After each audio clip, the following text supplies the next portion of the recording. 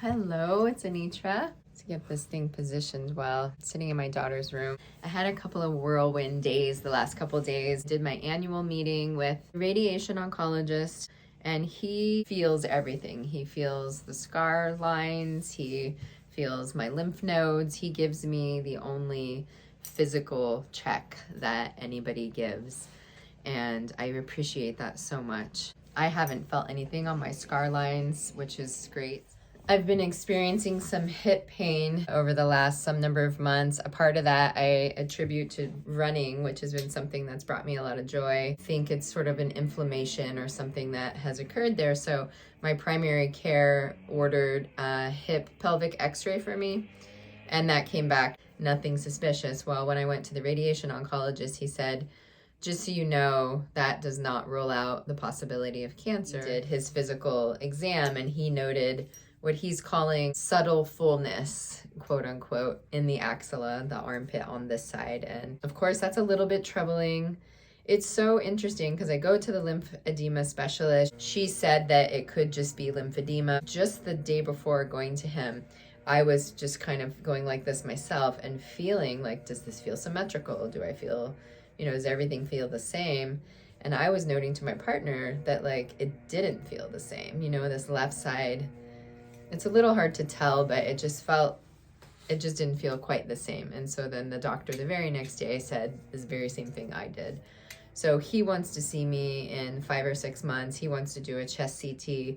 We might do a PET CT because of the hip pain. It just felt like that took the wind out of my sails. I was just feeling so defeated after that. Like, I couldn't do anything for the rest of the day. Since then, I feel better. I went to see my plastic surgeon. He's the one who put breast expanders, tissue expanders in when I had surgery to have the breast tissue removed when I had the mastectomy, and I made a video before talking about the possibility of doing fat grafting. Well, I'm looking at that again. Autologous fat transfer. I don't know how you ever say that. Autologous. I think autologous fat transfer. So I have gained probably 20 pounds since I had an oophorectomy in 2020, which is something that happens for a lot of people when they go through menopause. When you go through surgical menopause, it just makes everything happen, right at once. And it's awful, really. I think it's been the most awful part of my health history the last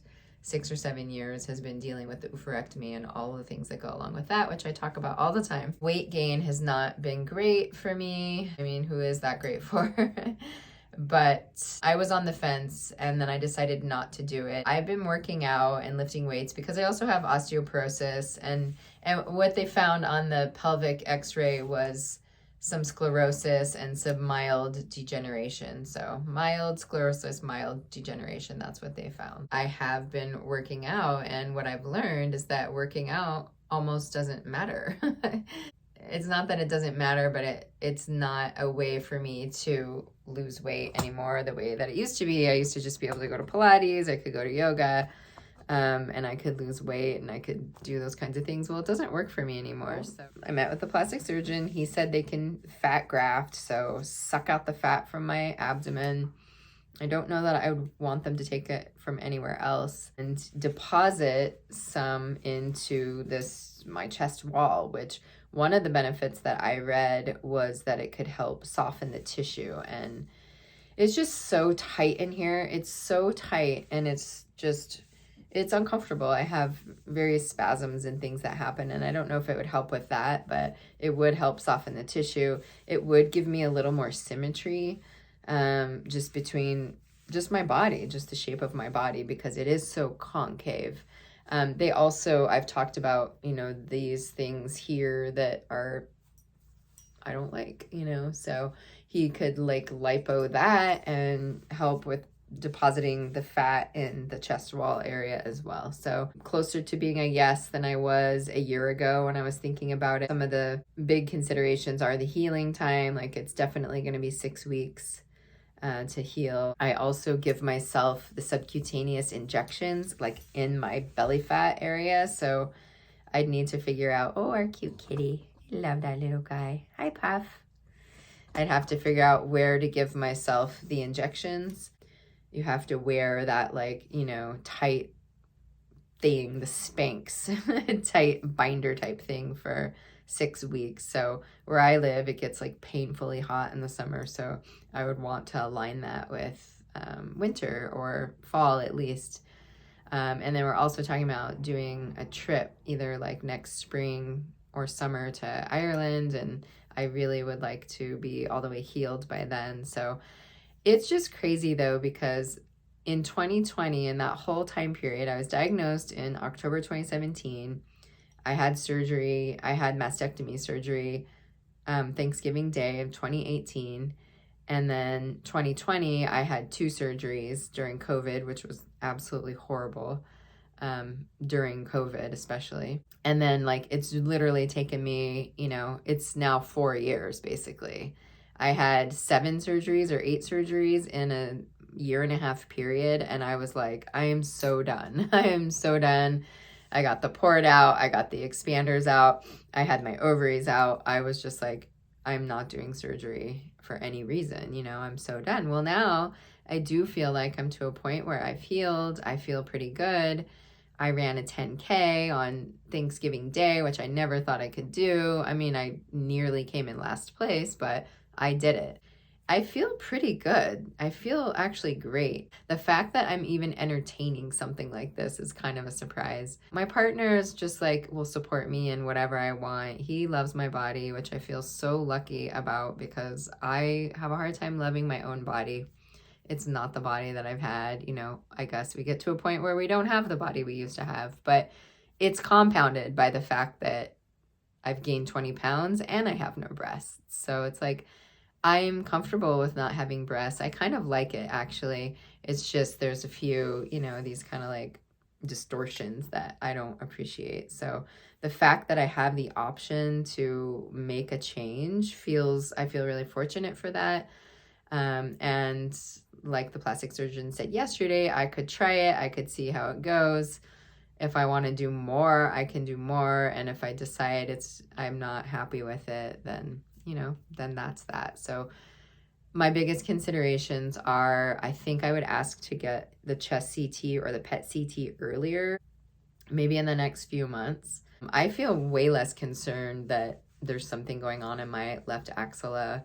I don't know why he didn't say there could be like a fibrosis. Unless the rib, the thing I'm kind of confused on is it does feel like the rib might be like a little bit full, inflamed or something. And if that's the case, that's pretty scary.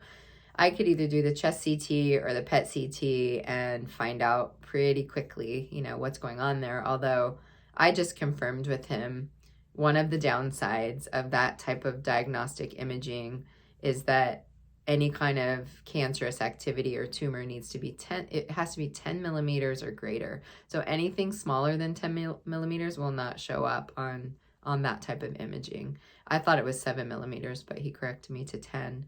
So, anybody that's getting any kind of imaging always is subject to that downside. But anyway, backtracking a little bit, I would get that PET CT or that chest CT in say 3 or 4 months, make sure all is well. If all is not well, there's absolutely no way I would be going through with any kind of like fat grafting. And then I could potentially do it. I've been through so much and I don't even know if it will make that big of a difference. I honestly don't know, but I think it will, because just the way my clothes fit me now, the way that, I have to wear like certain types of tops. And like I said, I don't even feel bad about the flat. I feel good about the flat. It's more just all these little excess things that I have like insurance that will take care of that. I don't need to pay for that out of pocket. People pay thousands of dollars out of pocket to have fat transfer and liposuction and all that. And like, I can do that as part of breast reconstruction. I feel fortunate for that. So like I do these days, I deliberate on things. I don't make decisions usually like spur of the moment. I like to stew on it, think about it, talk to people, ask people, find out, like what the reality of it looks like, rather than just like, oh, it's going to be amazing. I like to look at all the upsides, all the potential downsides. Okay, what am I really looking at? So yeah, I feel excited about that. I if I do have bone metastases, I'm going to be very surprised. I got really worried about that when I saw the radiation oncologist because he seemed slightly worried about it. I mean, his words were, it's not a 0% chance, but I think it's low. So it's not that he's so worried about it. It's just the fact that he thought that at all. Why didn't he not say, like, it might be fibrosis, it might be lymphedema? They just do go to imaging, so I'm glad I have that available. But what was the other thing I was gonna say? It's a challenging road to go down the path of cancer, but yeah, I don't know, I'm probably gonna cut this part. I do like my hair. Did I show my hair last time? My hair, I did like a reverse ombre, so I'm kind of liking it curly today, but I usually don't like it curly. I like the way it looks more when it's straightened, but I did like a little darker underneath, and then she did lighter on top, but I wanted to do even lighter, but I didn't want it to be super shocking. And you know, I don't know. I like dark. I've always just liked dark hair. I like black. Anyway, I'm feeling pretty good. I'm feeling grateful, and yeah, we'll see as I carry forward and just sort of sit with this longer. Am I really going to do it? No, I think I will. I don't have any other doctor's appointments coming up. But yeah. Okay, I guess that's it. All is well. Hope all is well with you out in YouTube world. Take good care of yourself. Be good to yourself. Be kind to yourself. See you next time.